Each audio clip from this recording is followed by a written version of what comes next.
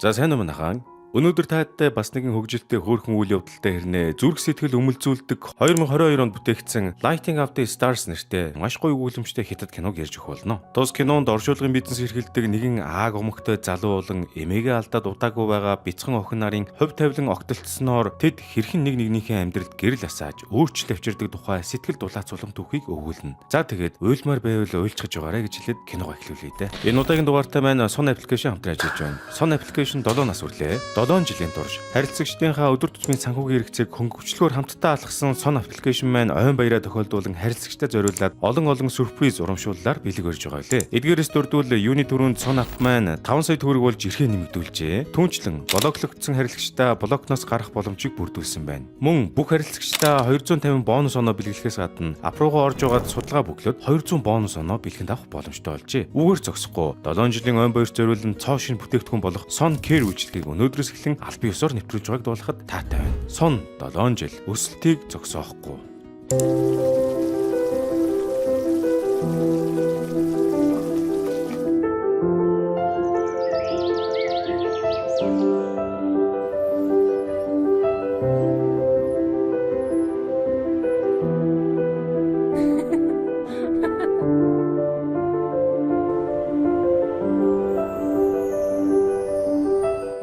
Халамж бүрээс хайр мэдрэн Sun Care. You know the lie. You know the lie.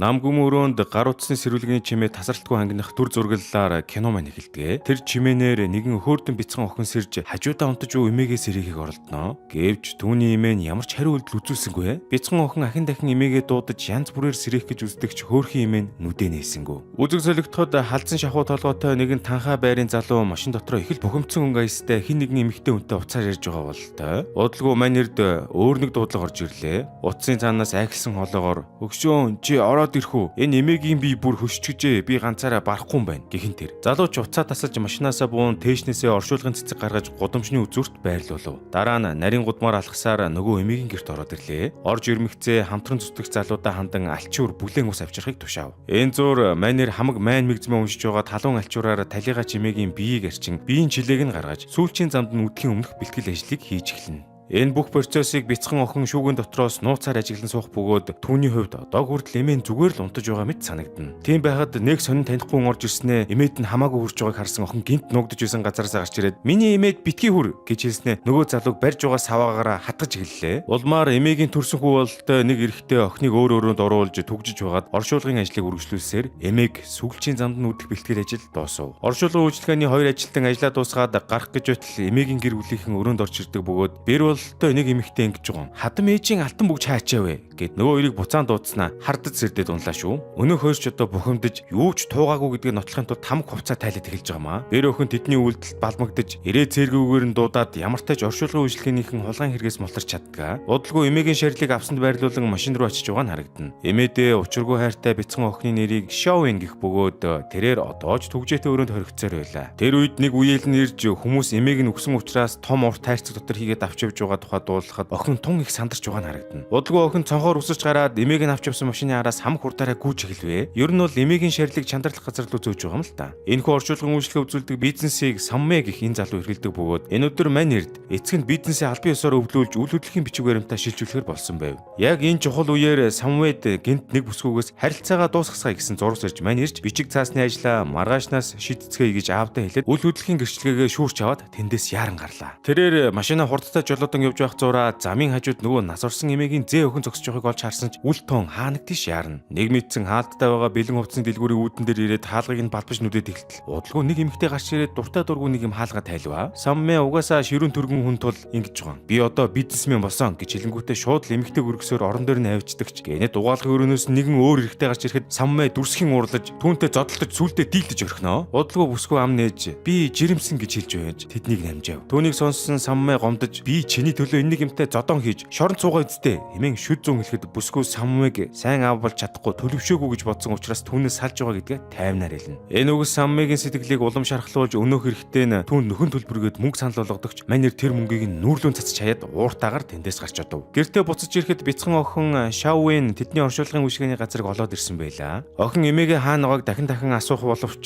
Самвегийн сэтгэл санаа найз охиндоо хаягдаад навс унсан тул гэртээ хайр гэж загнаад ер нь авч шилжсэнгүй. Охин сүүлдээ Самвег амар чанга хацж мазаад бүр дийлдэдгүй. Эцэст нь нагаз заах нь охиныг авахар ирмэгц Самве арайхийн түүнийг хүчээр гаргаж өгч явуулж байгаа нь харагдана. Самве охиныг явуулсныхаа дараа үүдэндээ тамхи татаа сууж байтал хажууханд нь хурмын үйлчилгээний бизнес эрхлэлдэг хөршин түүнийг үл хөдлөхөө нэгтгэж цаашид хамтран ажиллах санал тавиад байгаа бололтой. Самве түүний саналыг бүдүүлгээр татгалцсан ч өөрийнхөө оршуулгын үйлчилгээний газраа гаднаас нь хартал хаяг нь хуучирч муутсан бүр нэг цаанаасаа гондуу харагдана. Гэхдээ хөршийнх нь хурмын үйлчилгээний газар нь том гэрэлгээтэй өнгөлөг хаягтай болохоор эднийхийг улам дараатчих шиг. Орой болж бороо орж эхлэхэд Самве үүдэндээ гудам ширтэн эм орж тамхи татсаарлсан. Хамтран зүтгэгчд нь түүний сэтгэл санаа тавгүй байгааг анзаарч асуудлыг хуваалцах гээд яриа өтгөт нь Самве өөрийг нь доромжилж байна гэж бодоод нөгөөдүүлдээ жихнээс уралж эхэллээ. Тэдний маргаан үргэлжиж байх зуур гэнэт Шаовын охин усан уулган нотлоо норсон байдлаа тэдэнд буцаж ирээд эмээгийн хаана байгааг дахин асууж шалгаж эхлэх нь тэрэ. Тэд чаддгаараа нагаз захыг нь дууттал нагаз зах нь гэж яхаа мэдгүй сандарч яваа хүн ирдэг. Гэрийнхэн түүнийг таксинд хүлээж явах бөгөөд өөр хот руу нисэх гэж байгаа бололтой. Мөн Шаовыныг хамт дагуулж явах төлөвлөгөөтэй байсан ч өнөөх нь эсэргүүцэл зарлаад тэдэнтэй хамт явах ямар ч шинжгүй байгаад байв. Удалгүй нагаз зах нь гинт нэг санаа олж Шаовыныг хэд хоног Самвед даатхан үлдээхэр шийддэг. Мэдээж үүнийг сонссон Самвэ юу гэжтэй эн чинь хүүхэд тасардаг газар биш нас орсон хүмүүст үйлчлдэг газар гэд эрс татгалздагч нагаз зах нь бунг гаргаж ирээд үнэн голоосоо гуугаад байсан тул тэнд байсан нүдэн жилтэй хамтран зүтгэгч нь Самвэгийн өмнөөс охиныг нь аваад үлдчихэж байгаа юм. Ингээд тэд Шаовыныг 3 хоног харж үлдэхэр болно. Удалгүй тентхийн эмэгтэй ажилтан охиныг халуун усанд оруулж нагаз захыг нь авчирсан хуурай хувцснаас сольж өмсүүллээ. Харин нүдэн жилтэй залуу охинд ногоотой гомин хийж өгөв. Тэгсэн өнөөх нь саримсгүй гомин гэж юу хийсэн эмээ над дандаа саримстай хийж өгдөг байсан гэд саримс тэгж гарлаа. Хөөхий тэгээд хэд хоног хилэн дээрээ юм тавиагүй хүн чинь 5-7 шахам идэж дуусгав. Тэд охиноос эцэг эхийн талаар мөн яаж энтхийг олж мэдээд ирснийг асуухад охин хариудна. Надад аав ээж байхгүй. Танаа машин манай гэрт ирээд эмээг аваад явхад нь би машины чин зургийг дараад авчихсан юм. Тэгээд л хүмүүсээс асуусаар байгаад олоод ирсэн гэд бугын цагаараа авсан зургаа үзүүлв. Ингээд хоолны дараа тэд охиныг хөгжөөхийн тулд хамтдаа маажон тоглохоор болно. Учир нь охин эмээтэйгээ байнга маажон тоглодог байсан аж. Тоглож эхлэхийн өмнө охин мөрий болгоно гэж хэлээд жижиг уутнаас алтан бүгж гаргаж ирэхийг нь хараад Самвэ бүгжийг яг үнэндээ Шаовын авсан байсныг олж мэднэ. Охин бүгжийг бусад төрөл садан аваад явчих уу гэж айсан учраас нуусан байжээ. Ингээд тоглоом эхэлж бяцхан охин 3 том үнэтэй тоглосон ч бүгдийг нь хожиж орхилоо. Удалгүй шөнөөлж тэд бүгд унтаж байх зуур Самвэгийн нүүрэн дээр шингэн зүйл туслах шиг болоод сэртэл дээд орон дээр унтаж юу Шаовын охин орондоо шийчихсэн байв. Самвэ тэр даруй норсон давааг нь хуулж угаалгын машинд хийлээ. Охиноос учрыг нь асуутал нойлын өрөөнд байсан хүүхдтэйнүүдээс ягаад бицс чадаагүй гинэ хөөрхий. Ингээд охин Самвэгийн орон дээр унтахаар болж Самвэ ч өөрөө сандал дээр унтаж байгаа юм. Маргааш өглөө нь Самвэ аавынхаа дуудлагаар сэрж үл хөдлөхийн бичиг баримтаа нэр дээрээ шилжүүлэх хэрэгтэй болоход Самвэ гинт бичиг баримтаа дээд орон дээр тавьснаа санан хайж ихсэн ч удалгүй угаалгын машин дотроос хачин аимшигын урагцсан юм гарч ирдгээ. Ингээд бичиг баримт нь сүүцэн учраас оршуулгын үйлчлэгээний байраа альбан ёсоор нэр дээрээ шилжүүлэх хугацаа дахиад л 1 сараар хойшилж байгаа юм. Мэдээж аав нь түүний бүтлгүүг гайхаж баахан л уурлаж байгаа нь харагдана. Яг энэ үеэр ажлын андууд нь түүн рүү залгаж шинэ ажлын захиалга өрсөж авах хэрэгтэй байгааг дуулгав. Самвэ яарсаар эмнэлгийн үлээлгийн танхимд орж иртэл Шаовын тэнд нөгөө хэдтэй хамт ирсэн бололтой. Самвэг олж харангуйтаа дахиад эмээгийн тухай асууж гарлаа. Тэр үеэр охиноо алдсан эцэг эхийг нь янз бүрийн оршуулгын компанийн эргүүлдэд байсан тул дургуйл хийж охинтойгоо салах ёс хийж амжаагүй гэд нэлээд бухимдаж байв. Тэднийг ажиглан суух Самвэ ягаад ч юм Шаовын руу харснаа гинт нэг арга бодож олдгоо. Дараа нь тэр охин тандан би чамайг эмээтэй чинь уулзуулнаа. Гэхдээ чи одоо миний үгэнд маш сайн орох ёстой шүү гэж хэлээд Шаовыныг дагуулад нэг өрөө рүү яв. Тэр өрөөнд саяхан нас орсон хүүхдийн оршуулгын бэлтгэл явагдаж байх бөгөөд Самвэ ар гэрийнхэнд нь эмгэнэл илэрхийлснэ. Эхнэр маань хаяад явчихсан учраас би охиноо ганцаараа осгодог юм аа. Би ашигын төлөө биш охиныхоо төлөө танаа охинд хамаг сэтгэлээ зориулан үйлчлэмээр байна. Эдэргээд бүр уянгалж эхэллээ шүү. Эцэст нь охиноо алдсан аавын сэтгэл нь уурж тэднийхтэй гэрээ байгуулахар болдог. Хэсэг хугацааны дараа тэд чандарлах төв дээр ирж Самвэ Шаовыг машиндаа томоотой хүлээж авахыг сануулад дотгошорлоо. Охин эхэндээ дуулууртай сууж байсан чинь нүдэнд нь гинт эмээг нь авч явсан австай адилхан авс харагдаж улмаар авсны араас гүйж барилга руу нэвтрэн оршуулгын ёслол үлдэж байсан газарт үүмэн шүүгэн дэгдэж эхлэвэ. Гашуудж байсан ар гэрийнхэн жаахан хүүд ийм газар орж ирсэнд уурлажээ. Энэ явдлын дараа Самвэ чандралах газрын ажилтнуудад баахан загнуулж байгаа нь харагдана. Цаашлаа тэднийг ахин энэ дэрүүл оруулахгүй гэж хүртэл анхааруулж байв. Уур нүрсэн Самвэ машин дээр иргэн ирж Шавэнийг ширүүнээр загнахан тэрэ. Удалгүй Самвэ охинд удаа сунаглах өндөр янданг харуулад тийшээ хардаа. Эмээ чин шатаад үнс болоо тэр яндангаар гадагшилж тэнгэр рүү явсан гэсэн үг. За юу, дахиж ирэхгүй хэмээн ууртаагаар тайлбарлав. Эмээ дахиж хизээж эргэж ирэхгүй гэдгийг баг багаар ойлгож эхэлсэн бяцхан Шавэн нулимсаа барьж дийлэлгүй уйлж эхэллээ.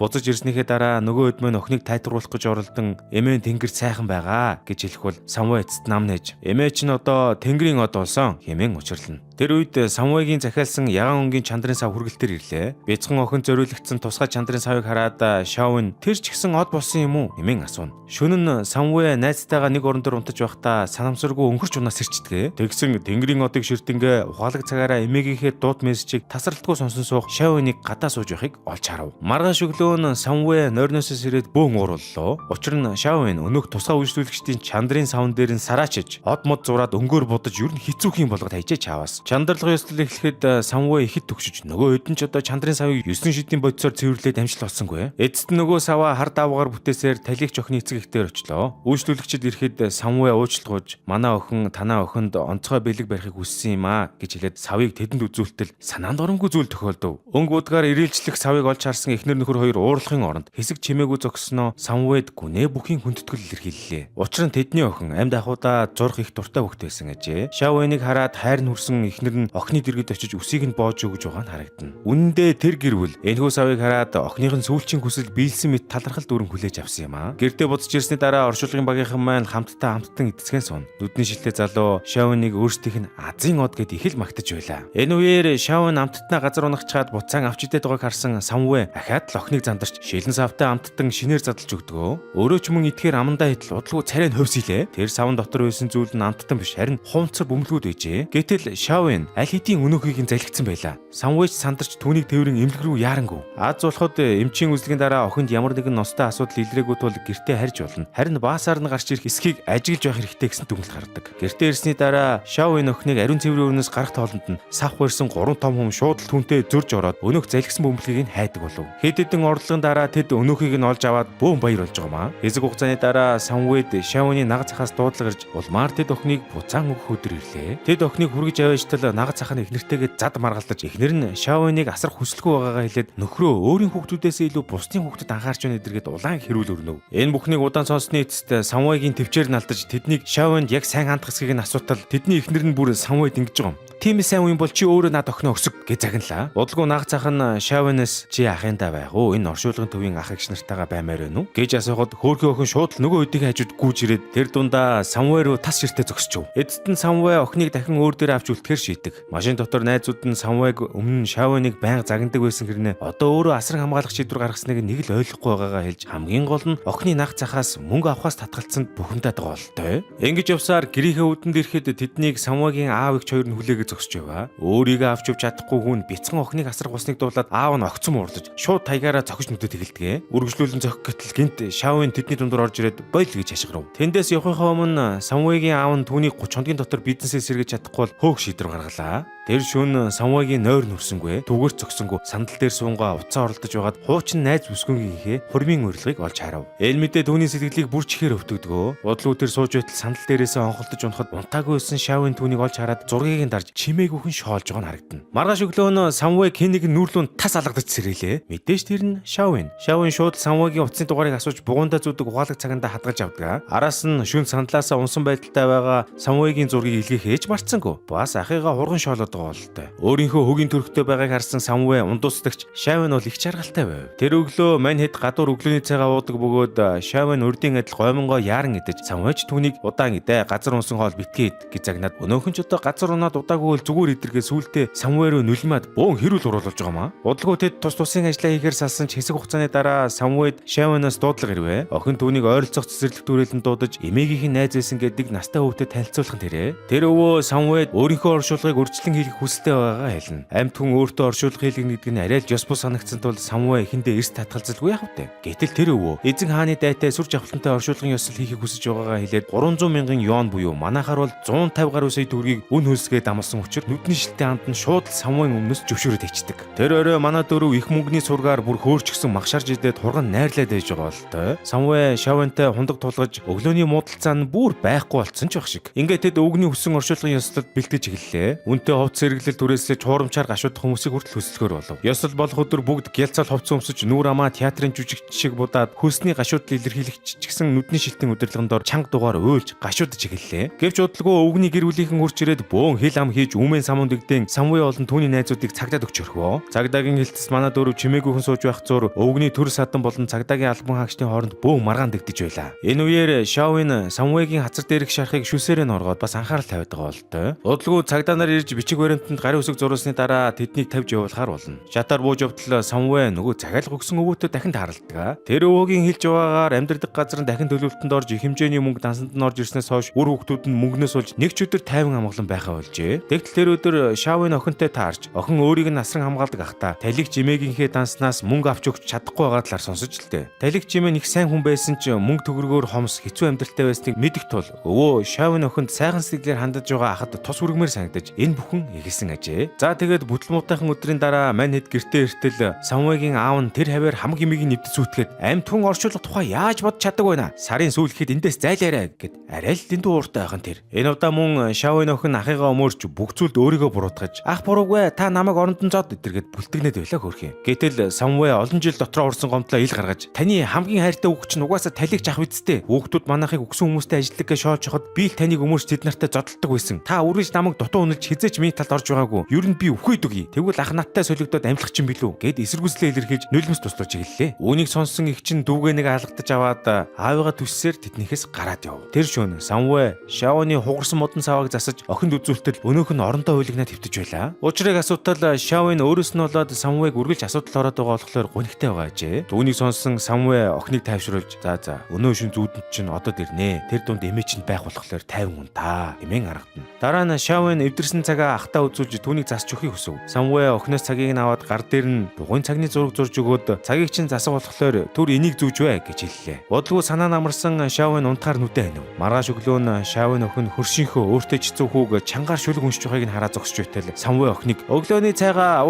хэмээн дуудана. Энэ мөчөд Самуэ Шавныг цэцэрлэгт явуулах цаг болсон талаар бодож эхэлдэг. Цэцэрлэгт бүртгүүлэх асуудлыг шийдэхийн тулд тэрээр Шавны нах захтаа очижуулзан охины эцэгхийн талаар лавлаа. Тэгтэл охины ээж нь аль хэдийн нас урсан бол аав нь яг хэн болох нь одоо хүртэл тодорхойгүй байдаг гэж. Энэ тухай ярихдаа нах цагийн сэтгэл нь өвдөж өөлж унжаад унлаа бас. Эцэст нь тэр Самуэгаас охины хууль ёсны асар хамгаалагч болоод өгөөч өдрийг ятгах эхэллээ шүү. Ингээд Самуэ Шавны хууль ёсны асар хамгаалагч болохоор хөөцдөж эхэлтэл эрэгтэй хүн бага насны охиныг өргөж авахын тулд гэрэлсэн байх ёстойг олж мэднэ. Хөөхий Самуэ ганц бие тул энэ шаардлагыг хангахгүй учраас эмэгтэй ажилтныхаа гэрт очиж түүнийг найрахаар шийддэг. Сүрчиг өнөртөөсөөр гэрт нь яваад Шавныг өргөж авах хүсэлтэй байгаа хэлтэл удалгүй угаалгын өрөөнөөс нөгөө нүдний шилээ найз нь гараад ирчихвэ. За яг үнэндээ түүний хоёр хамтран зүтгэгчд нь нууцаар үерхэд бүр гэрэлтэй батлуулсан болж таарлаа. Тэд нэгэн тим дээрээ тулсан тул Шавны хууль ёсны асар хамгаалагч болоход татгалзах зүйлгүйгээд маргааш нь шууд бичиг цаасны бүртгэлээ хийлгэж байгаа юм. Ингээд охиныг цэцэрлэгт эсвэлэх боломжтой болоход Шавн анги руугаа орж өгөхгүй бөө юм болж эцэст нь Самуэ түүнийг хүчээр тэрвэд анги руу норож дөнгөнөө. Үүний дараа манер охины ухаалаг цагийг засварын төвд өгдөгч засварчин цагийг хараад засагдах боломжгүй учраас шин цаг авсан дээрээ гэж хэлж байгаа юм. Оройн Шавн сургуулиасаа ирэхэд Самуэ түүнд шин цагийг нь гардуулж өгтөл охин хуучин цагын дотор нэмэгийнх нь дууд мессеж байсныг хэлээд богиноглож эхэллээ. Самуэ түүнийг аргадан би үсвэл юу ч хийж чаднаа гэж хэлээд түүнд нэмэгийнх нь дуу хоолойг ямар ч аргаар хамаагүй дахин сонсохоо амлана. Удалгүй Самуэ оршуулгын үйлчлэгээний төвөө хаагаар шидэж хуучин эд хэрэгслээ хураагаа сууж байтал X найз зүсг нь хүрээд ирлээ. Учир нь түүний нөхөр автослоор нас орж нүүр царай би хаана бяц мөргүүлсэн учраас танигдахын аргагүй болсон. Дээрээс нь оршуулгын ажлыг зохион байгуулах ямар ч мөнгө байхгүй учраас Самуэнээс тусламж хүсгээр иржээ. Гэвч тэр нөхөртөөгөө нийлж Самуэг асар ихээр гомдоож исэн тул мань хүн бол шууд эрс татгалзаж орхидгоо. Гэтэл Шавны охин бүсгүйг хараад энэ ахын гар утсан дээр байдаг ихч байна. Ах таны зургийг харахаараа уйлаад л байдаг гэд аваад таялаа. Үүнийг сонсон бүсгүй Самуэгаас дахин гуйж удалгүй Самуэ арга буюу бие давхар түүнийг өрөвдөн бодлоо өөрчлөхөр шийднэ. Гэхдээ тийм хүнд гэмтсэн зохицыг Самуэ зөвхөн аавынхаа тусламжтай л сэргээх боломжтой байсан тул Шавн түүнийг хүчээр шахам дагуулсаар цэцэрлэг хүрээлэн рүү авч явлаа. Тэнд очтол Самуэгийн аав нь хэдэн өгшчүүлтэй бүжиглж байх бөгөөд Шавны охин Самуэг аавтайгаа ярилцахыг ятгана. Эцэст нь түүний аав өөрийг нь өвөө гэж дуудах Шавныг өхөөрдөж улмаар хүүдээ туслахыг зөвшөөрч байгаа юм. Удалгүй Самуэ X найз бүсгүйнхээ нөхрийнх нь бяц задарч ялзарсан зогцсыг өмнө баг бөөлж шахам айц давтан зогсож байлаа. Гэсэн хэдий ч аав нь түүнийг зоригжуулан чи чаднаа гэж хэлээд Самуэ аавынхаа зааврын дагуу цогцыг сэргэн засах ажлаа эхлүүлж эцэст нь амжилттай дуусгаж чаддаг. Экс найз үсгүн түүнд чин сэтгэлээсээ талархан уйлж байтал Самвагийн аав нь гинт тухайн алдан унлаа. Ер нь бол Самвэ аавыгаа найрах гээд арх болгосон байх бөгөөд Самвагийн эгчний талаар мэдээд нэлээд ууртай байв. Самвэ аавыгаа хараад эмнэлэгт өж байтал гинт Шавны цэцэрлэгээс дуудлага ирж аав нь түүнийг яаралтай явахыг зөвлөнө. Хүүгээ явсны дараа хөөрхий аав нь дотроо их баяртай байлаа. Учир нь Самвэ эцэст нь хэн нэгний төлөө санаа тавьж хариуцлага үрж байгааг харахад түүнд тун таатай байсан аж. Цэцэрлэг дээр очтол Шавны хөршин хүүтэйгээ хамт тайзан дээр ээжигээ алдсан хүүхэд хэрхэн оршуулгын ёслол үлдэж үг дүрсэлсэн жүжиг тавьж Шавны багш Самвэ болон түүний найзуудыг дуудаж зэмлэдэг. Мөн цэцэрлэгийн багш нь тэдэнд Шавны зурсан зургийг үзүүлтэл бас л оршуулгын ёслолыг дүрсэлсэн зураг байв. Багш нь тэднийг хүүхдээ зөв үлгэр дөөрөл үзүүлдэг байхыг шаардаж Самвэч ч одоо тэнд цугласан эцэг эхчүүд хүүхдүүдээс уучлал гуйж байгаа нь харагдана. Үүний дараа Самвэ эмнэлэгт итэж буй аав дээрээ буцан очиж удахгүй дохиох өвөг дээдстэй хүндэтгэл үзүүлэх ёслолын талаар ярилцаж аав нь түүнд том хүүгээ хэрхэн алдсан тухай ярьж өгдөг. Самвагийн ах багасаа л аавыгаа дагаж оршуулгын ажилд тусалдаг байсан ба нэг удаа бяцхан хүүхэд усан дуунаж амиа алдсан байсан тул тэд цогцыг нь олох хэрэгтэй болжээ. Түүний ах нь удаа дараа шумпсны эц цогцыг олж чадсан бөгөөд өөрөө уснаас амьд гарч ирээгүй байна. Үхсэн хүний төлөө хүүгээ алдсан эцэг нь тэр явдлаас хойш ихэд харуулсалтай амьдрах болжээ. Гэвч үе удмаараа үхсдийг эцсийн замд нүүдэх буйны ажлыг ариун сэтгэлээр хийж ирсэн учраас одоо бол Самвэ гэр бүлийн үйл хэргээ үргэлжлэх цаг нь ирсэн гэдгийг аав нь түүнд дуулгадаг. Оройн бодол автсан Самвэ гэртээ иртэл нөгөө хэд нь нүүх гээд хамаг юма баглаад байж байлаа. Гэнэт Самвэ байшингийнхаа гэрлийг асааж бид нүүхгүй гэж хэлэхэд нөөдөл нь бөөм баяр болов. Ийхүү өдөр хоногуд өнгөрсөөр мань хэд ч оршуулгын ёслолуудыг тултал нь хийж Самвэ Шавны эмээгийн дуу хоолойг сэргээхийн тулд чадах бүхнээ хийсээр л байв. Мэдээж тэд Шавныг өсгөн хүмүүжүүлэх тал дээр ч хамаг чадлаараа хичээсээр байлаа. Нэг өдөр Шавн цэцэрлэгээс иртэл гэрэн цэмбигээд баяр ёслол болж байгаа мэт битүү чимгэл болсон байлаа. Тэр өдөр Шавны төрсөн өдөр байсан учраас гэрийнх нь гинтийн бэлэг барихаар шийджээ. Самвэ бэлэг болгож Шавны эмээгээсээ үлдсэн чихмэл барыг нь сайжруулж бараг шинэ болгоод өгтөл өнөөх нь маш их баярлав. Самвэ түүнд хандан сүүлэн дээр байгаа товчлуурыг дараад үзтээ гэж хэлтэл Шавн ч одоо түүний хэлснээр дарлаа. Тэгтэл яасан гэж сана тоглоомноос эмээгийнх нь дуу хоолой сонсогдож эхэлдэг. Болгоомжтой яваарэ, усаа сайн уугаарэ. Эмээ нудахгүй очлоо. Наранд битгий тоглоорой. Манай Шавн хамгийн хөөрхөн нь гэж хэлэх. Эмээгийнхээ халуун дотн хоолойг сонссон Шавн итгэж чадан хэсэг чимээгүй зогсноо. Учиргүй том нулимс унган уйлж эхэллээ. Энэ бол Самвэ ахын түүнийг баярлуулахын тулд гаргасан нүр их хүчин чармаалт юм. Охин Самвэг тэрч авах мөчөд мань хүнж нулимс цэлэгнүүлэн уйлж эхэлдэг. Дараа өдөр нь Самвэ Шавныг цэцэрлэгт хүргэж өгөөд явах гэж байтал Шавны нагац ах болон нэгэн танихгүй эмэгтэй түүнийг тосоо зогсож байла. Тэгтэл нагац ах нь тэр эмэгтэйг Шавны төрсөн ээж гэж танилцууллаа шүү. Хөөе тэгээд эцэг их нь үгсэн гисгээд байсан байж одоо ийм сонсгорч одоо Самвэ дутахгүй санагдана зү. Самвэ тэднийг түүх зохиож өгнө гэд тоохгүй бай гэж бодол нагац ах нь энэ асуудлаас аль хэдийн залхсан бололтой юу ч хэлгүй яваадаг. Харин нөгөө эмэгтэй өөрийгөө үнэхээр Шавны төрсөн их мөн гэдгээ ахин дахин тайлбарлаж бүр Шавныг хэрхэн зовж төрүүлсэн мөн охиных нь хөлн дээр Ром Пилбрийн мэнг байдаг гэдгийг нь хүртэл нотлохоо болгон ярьж хүүхдээ өөрөө өсөх хүсэлтэй байгаагаа илэрхийлдэгч Самвэ түүнийг үл тоомсорлно. Тэр орой Самвэ Шавны үсийг санаж өгөх зураа ээжийн талаар асуулаа. Надад ээж байхгүй гэж товчхон хариулаад удалгүй унтаад өгч байгаа юм. Гиснээс Шавны хөлн дээр эмэгтэй хэлсэнчлэн нэрэл одоо Ром Пилбрийн мэнг байхын тэрэ. Үүний дараа Самвэ тамхилахаар гартал өөрийгөө охины төрсөн их гэж мэдүүлээд байгаа эмэгтэй тэдний гадаа зогсож байв. Самвэ түүнийг үнэхээр охины төрсөн ээж нь юм бол энэ олон жил яагаад хүүхдээ хайхраагүй талаар асуухад эмэгтэй хариуд нь хэлж байгаа юм. Би 16 настайдаа жирэмсэн болоход найз залуу минь намайг хаяад явсан. Дараа нь би гэрээсээ зүгтэж гадаад руу явсан ч хэрэг төвхт орооцолтон шоронд орсон. Тэгээд ар гэрээсээ холбоо тасарсан учраас тэд намайг үгсэн гэж бодсон байх. Гэхдээ би охиныхоо талаар бодоогүй нэг ч хорон байгаагүй юм шүү. Би одоо хүүхдээ өөр дээрээ авмаар байна гэд усны үдлээд унлаа. Ингээд хүүхдийн араас цөхрөлтгүй хөөцтэй тухаар нь арга мухарцсан Самвэ 3 хоногийн дараа охиныг ихтэн хүлээлгэж өгөхөр болдог. Улмаар Самвэ 3 хоногийн турш Шавнтэй өнгөрүүлэх мөч үрийг нандинг өнгөрүүлэхийг хичээнэ. Тэрээр охин зориулж амттай хоол хийж өгөн цэцэрлэг дээр нь болж эцэгхийн өдөрлөгт оролцож хамтдаа аль болох олон сайхан дурсамж бүтээхтэр анхаарч байв. Өдрөлийн дараа эцэг эхчүүд хүүхдүүдийнхээ өдөөс харж суугаад сэтгэлийн үгээ солилцох хэсэг эхлэхэд Шавн Самвэг дөөрөлгөн зурсан зураг харуулад түүний төлөө хийсэн бүхэнд чин сэтгэлээсээ талархаж байгаагаа илэрхийлдэг. Шавн түүнд ингэж хэлж байгаа юм. Би эмээгээ алдсан бол одоо аавтай болсон. Тийм болохоор би юунаас ч айхгүй гэж хэлэхэд Самвэ өөрийн ирэхгүй сэтгэл нь хөдөлж асгартал уйлж байгаа нь харагдана. Тэр шөнө нилээн орой болсон хойно Самвэ охины үсийг самнаж өгөнгөө түүнд өөрийнхөө бүтэнээр хаана амьдардаг утасны дугаар гээд хамаг мэдээлэл хэлж өгч мартахгүй болтон чэйжлүүлээд тэрийгэ дахин давтуулж байлаа. Шавн хэлэхдээ миний аав Мо Самвэ миний гэр Янжин хотын Тэнгэрийн орон оршуулгын үйлчлэгээний төв. Манай аавын утас нь тэд эдгээд хэд чангаар татснаа сүүлдээ нойр нүрээ унтаад өгдөг. Удалгүй гадаа усан бороо асгарч эхлэх үеэр Шавны төрсөн их такси барин хурж ирээд унтаж юу Шавн охиныг авч явахаар болно. Самвэ түүнд охины идэл чиргэлдэг бүх зүйлсийг нэг бүслэн хүлээлгэн өгч сайтар асар чаламжлахыг ахин дахин захиж бүр халаасандаа байгаа мөнгөө гаргаж өгөх үеэр гинт Шавн охин сэрж танихгүй эмэгтэйг хараад нойрмог дуугаар би хаана байна чи хэмбэ хэмээн асууж эхлэв. Сандарсан эмэгтэй би чиний ээж байна гэхэд охин балмагдаж надад ээж байхгүй би хаашаач явахгүй ахаа гэд орилж гэллээ. Удалгүй такси хөдөлж өөргөө өхөн бороонд норон зогсох Самвай ахыгаа уйлан дуудсаар нэг мэдсэн Самвай өөрөө ч таксины араас борон дундуур хам хурдаараа гүйсээр эцэст нь туйлдж замын голд торосоор хоцров.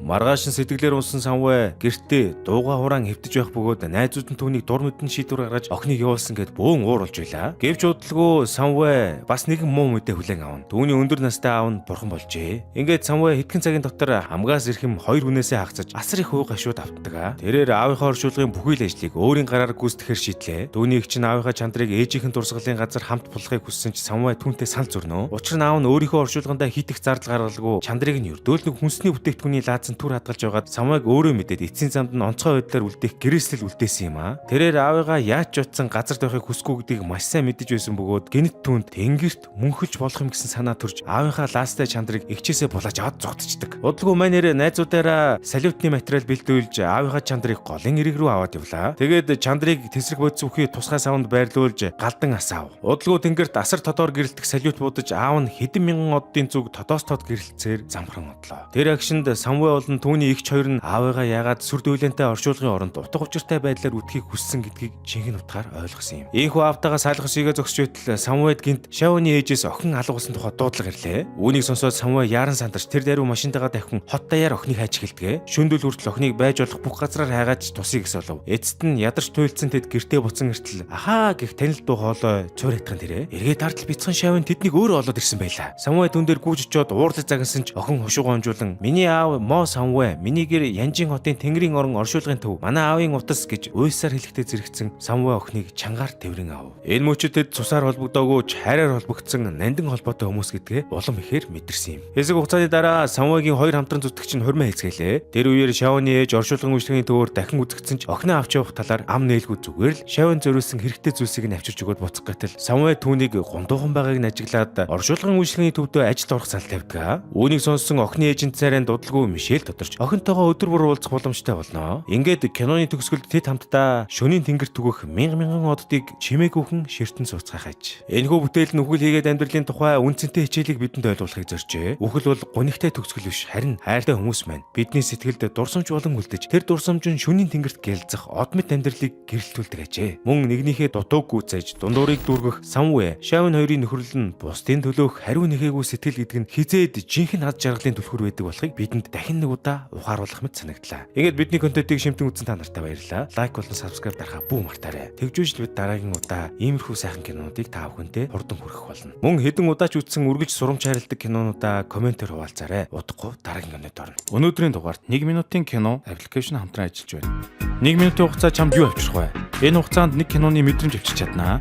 1 минут кино аппликейшн бол завгүй амьдрал зориулсан богино киноны шинэ үе юм. Ердөө 1 минутанд үйл явдалд нь автаж уйдах завгүй өнгөрнө. Хүссэн үедээ хүссэн төрлөө сонгоод ганц минутанд асар сонирхолтой шинэ түүхийг яриулаарай. Яг одоо Play Store болон App Store-оос 1 минут кино гэж хайгаад аппликейшнаа татаад үзээрэй.